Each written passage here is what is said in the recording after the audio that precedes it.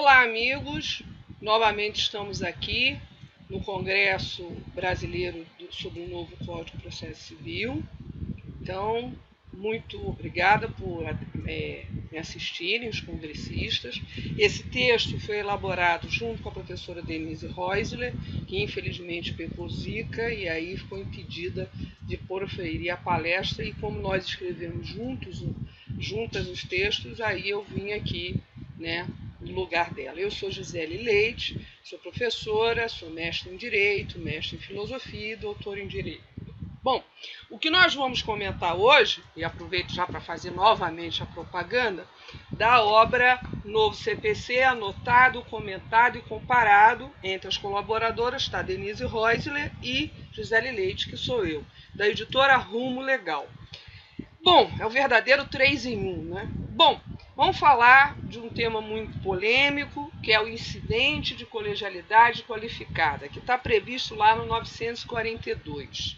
Mas antes de eu adentrar a própria letra da lei, que eu vou me permitir a ler aos senhores, eu gostaria de a gente estabelecer de prima a conceituação de recurso como um mecanismo voluntário para impugnar decisões judiciais, sendo capaz de produzir, portanto, ou uma reforma, ou uma invalidação, ou ainda um esclarecimento, e mesmo, quiçá, a integração sobre esse pronunciamento jurisdicional que está sendo impugnado.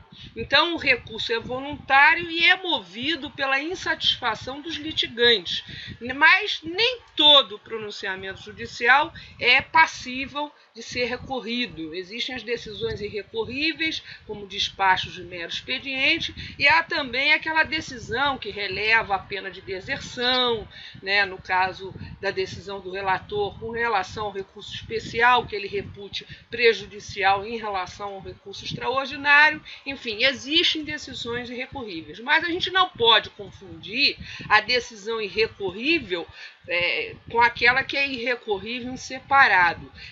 De fato, existem decisões contra as quais não se admite recurso próprio, autônomo, interponível imediatamente. E isso não significa que aquela decisão seja irrecorrível. É o caso, por exemplo, das interlocutórias proferidas nos processos que tramitam nos juizados especiais, contra as quais não se admite o recurso em separado. No entanto, eu posso fazer a impugnação junto com o recurso que ataca a sentença. Muito parecido com o que acontece agora no novo Código de Processo Civil. Caso eu não esteja naquele rol fechado, numeros clausulos do 1015, não seja possível interpor o agravo de instrumento, eu posso sim impugnar como preliminar de uma apelação, tá? Então é errôneo acreditar que eu vou precisar utilizar o mandado de segurança como sucedâneo recursal, já que eu não posso imediatamente recorrer. Eu só mudou o momento de produzir o recurso. O sistema do CPC ele se manifesta com relação às decisões não agraváveis, que está lá no rol fechado do 1015. Mas eu poderei utilizar o recurso, a impugnação, como preliminar da apelação. Basta ver lá o 1009, parágrafo 1º. Bom, o recurso é endoprocessual.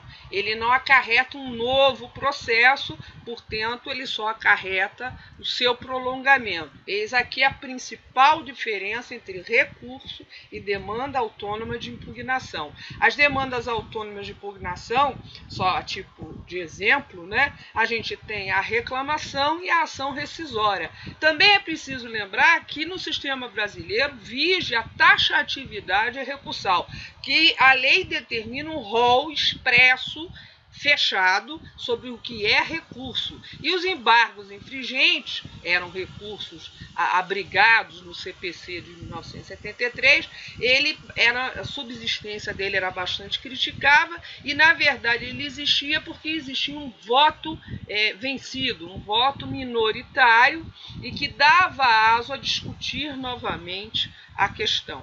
Bom, o recurso, além de ser muito criticado, ele dava gerava uma excessiva duração do processo, além de ser um recurso tipicamente lusitano. Mas há de se lembrar que nem em Portugal mais existem os embargos infringentes. E com o novo CPC de 2015 ele deixa de existir totalmente e vem no lugar dele o 942, que eu vou passar a comentar com os senhores.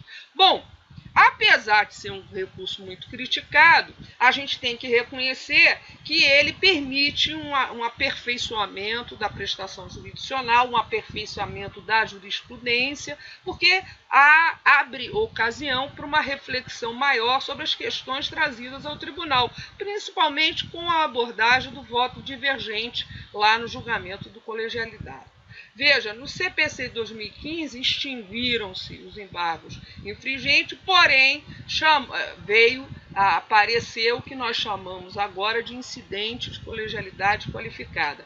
Com a supressão desse recurso, eu venho adotar uma técnica de julgamento para acórdãos que não foram unânimes. Não é a mesma coisa, a técnica de julgamento não é recurso. Tá? Tal técnica consiste que sejam convocados membros tabelares em número suficiente para que o resultado possa ser reformado e se chegue a um julgamento imediato, né, logo em seguida ou numa futura sessão.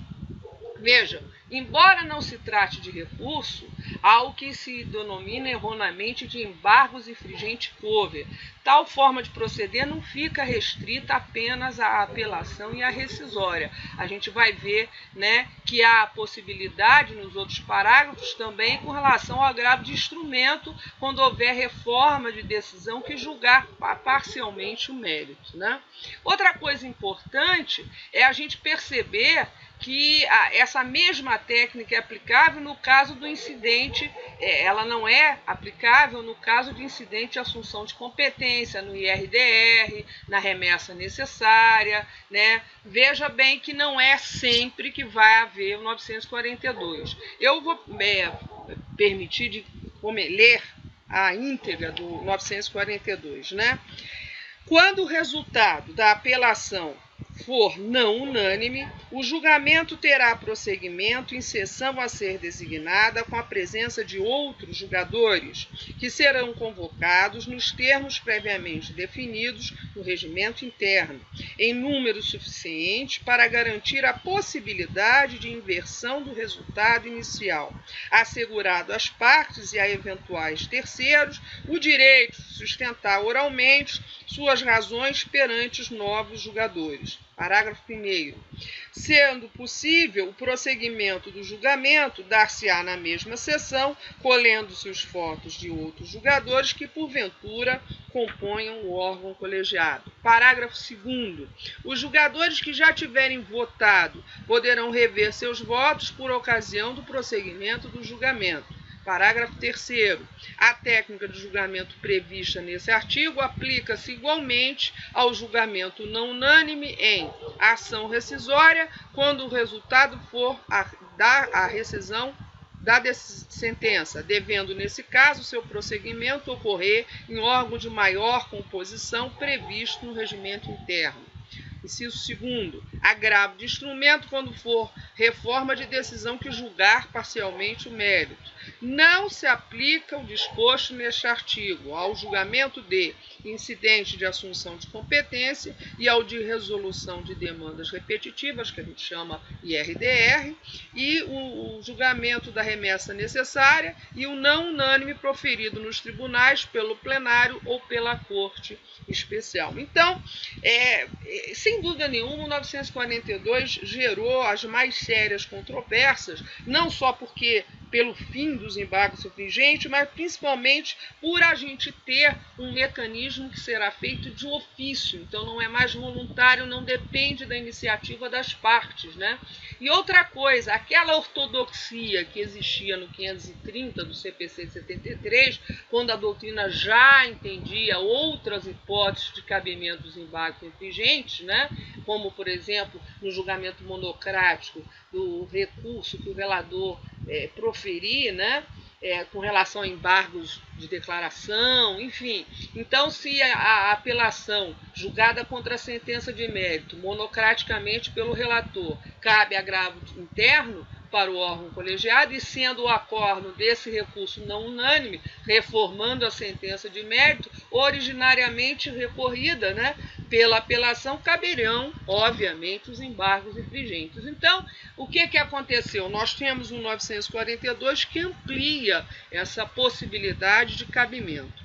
Bom, nos atuais embargos infringentes, a iniciativa de recorrer é da parte que pretenda submeter a decisão não unânime ao colegiado. Pela sistemática nova, a iniciativa é da lei, ela é impositiva e independe de qualquer vontade dos litigantes, implicando dizer que a qualquer julgamento não unânime terá que ser submetido ao colegiado para exame.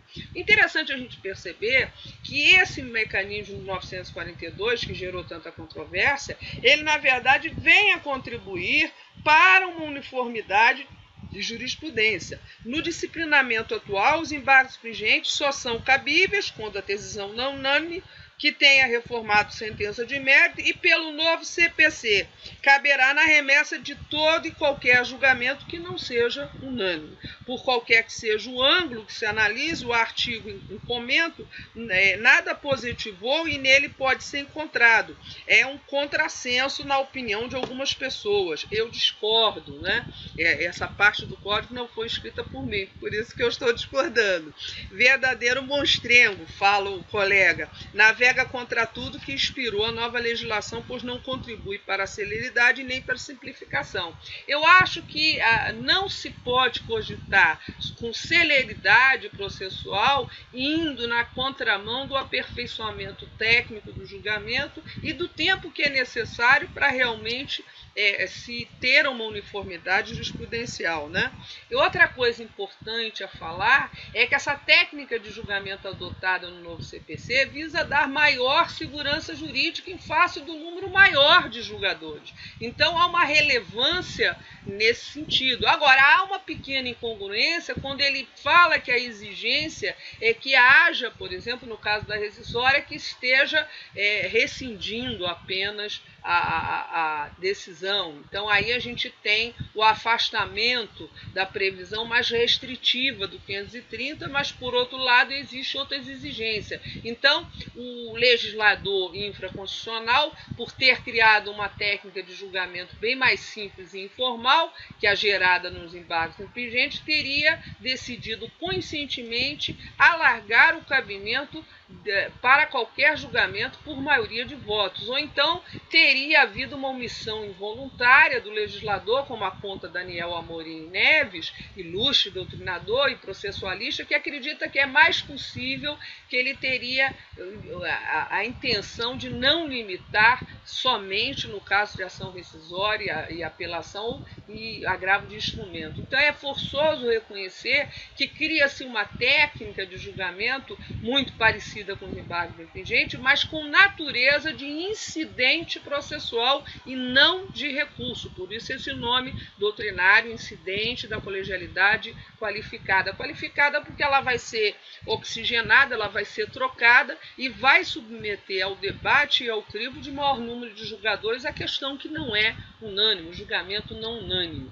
Então, a pedra fundamental para a gente distinguir incidente de processual de processo incidente reside em que uma seja uma nova relação processual e a outra não, pois o incidente jamais gera uma nova relação processual, né? Eu vou ter que decidir porque existe uma prejudicialidade, né? Esses incidentes podem ser divididos em questões prejudiciais ou procedimentos incidentes. As questões prejudiciais são pontos fundamentais vinculados ao direito que devem ser resolvidos previamente, porque se relaciona ao mérito da questão principal, seja porque existe uma dependência lógica entre as duas questões, seja porque existe um mecanismo processual que a torna dependente de alguma forma. Então, o procedimento incidente já é diferente. Ele é interposto ao longo da causa principal e que demanda solução para o próprio magistrado criminal. Por exemplo, na esfera criminal é muito comum os procedimentos incidentes onde o mérito tem que ser previamente decidido e conhecido para poder poder prosseguir e não haver um tumulto processual, né? Porque quanto maior as ligações íntimas dos temas em decisão, se eu não decidir por ordem hierárquica e lógica, eu vou criar um tumulto processual. Bom, há doutrinadores que denominam incidente de colegialidade qualificada, que teria que ser implementado de ofício e sem iniciativa das partes, mas a grande aposta, alguns até falam que estatisticamente os embargos influentes não eram o que mais pesava na falta de celeridade processual, né?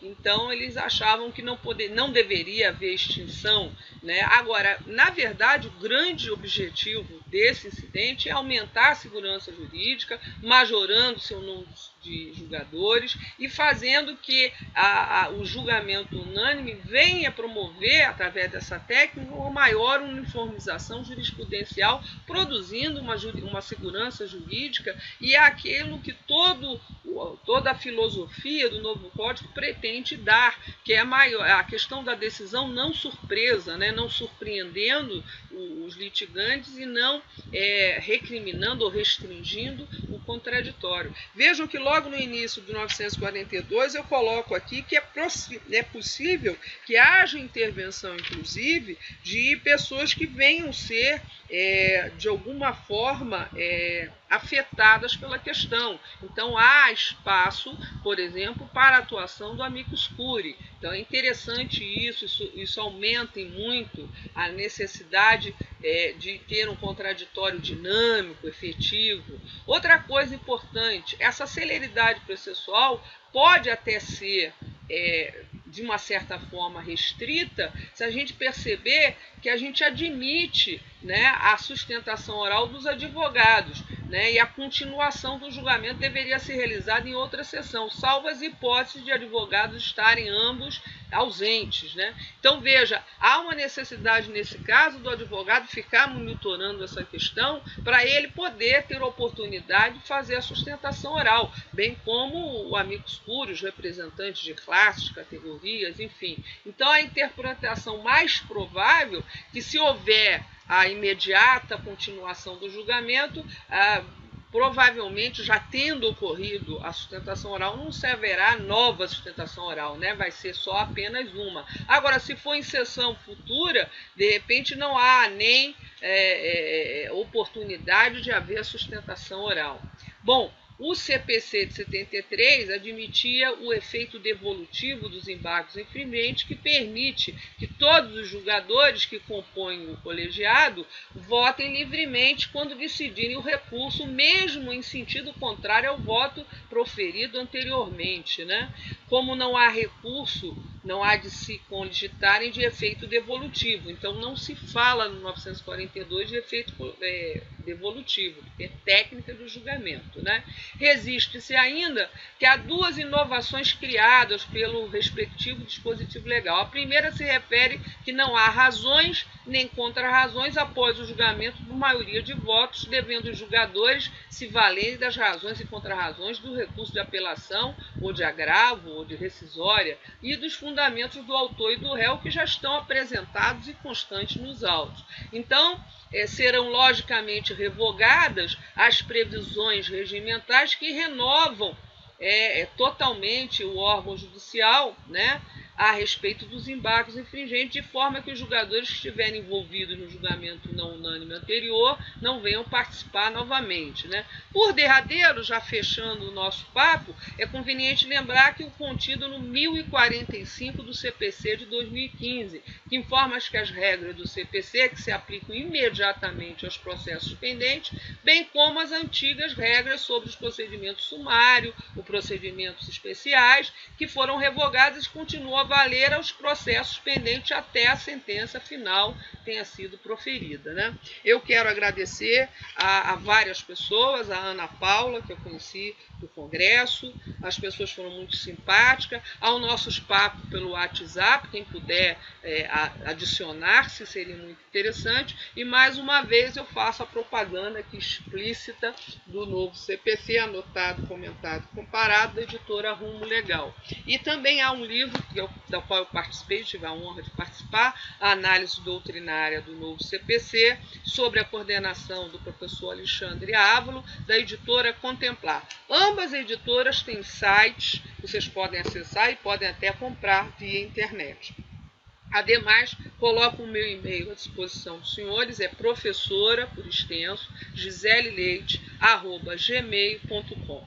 Olha, foi muito bom estar aqui conversando com vocês. Espero que o novo código venha introduzir uma nova cultura jurídica, acrescentando não só uniformização para a jurisprudência, mas aquele grande escopo que a justiça e que a jurisdição tem, que é a pacificação social, que é a composição das lides com a maior forma democrática, com a maior forma de diálogo entre juiz, partes, terceiros, MP, Defensoria Pública, e na preocupação sempre de aliar celeridade processual com segurança jurídica. Uma sem a outra, senhores, não funciona. De qualquer maneira, quero agradecer pela oportunidade, mandar um forte abraço a todos e, havendo dúvidas, fiquem à vontade para escrever.